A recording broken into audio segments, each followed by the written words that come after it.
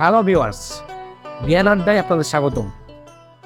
আজ আমরা জানব বাংলাদেশের ক্রিকেট বোর্ডের ইতিহাস ও ঐতিহ্য নিয়ে। বাংলাদেশের ক্রিকেট এক সময় ছিল স্বপ্নের নাম। মাঠ ছিল না, টাকা ছিল না, সুযোগও ছিল না।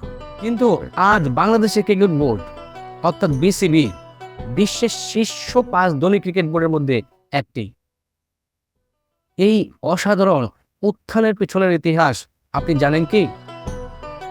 আজ আমরা জানবো এর বাস্তব গল্প। 1971 সালে স্বাধীনতার পর দেশের অবকাঠামো ছিল ধ্বংসপ্রাপ্ত।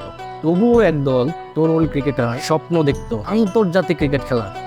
1977 সালে আইসিসি এর সহযোগী সদস্য হওয়ার পরেই একটু একটু করে স্বীকৃতি পেতে শুরু করে বিসিবি।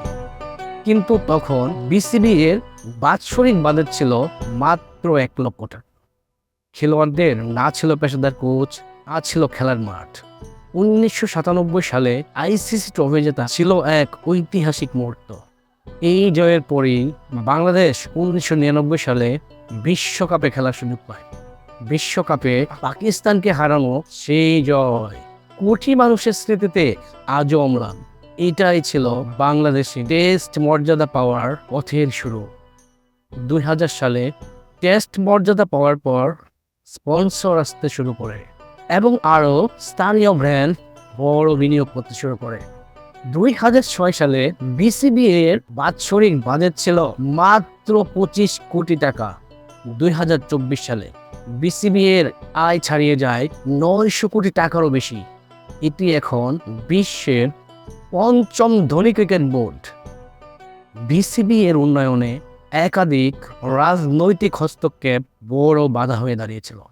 প্রেসিডেন্ট বা বোর্ড প্রধানরা রাজনৈতিকভাবে নিযুক্ত হওয়ায় সিদ্ধান্তে অসম্মতি দেখা দেয়।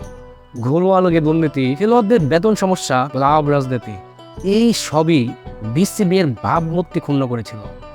আমার প্রাণ প্রিয় মাতৃভূমির মর্যাদা জাতীয় ক্রিকেট দল তাদের গতিকে ত্বরান্বিত করতে সমস্ত ভেদাভেদ ভুলে ও রাজনৈতিক সমস্যার উপরে ওঠে বিসিবি তাদের কার্যক্রম সঠিকভাবে ও দায়িত্বের সাথে পালন করবে।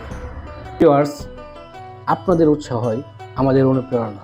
দেখা হবে পরবর্তী ভিডিওতে নতুন কোনো প্রশ্ন এবং নতুন কোনো টপিকস নিয়ে। আল্লাহ হাফেজ।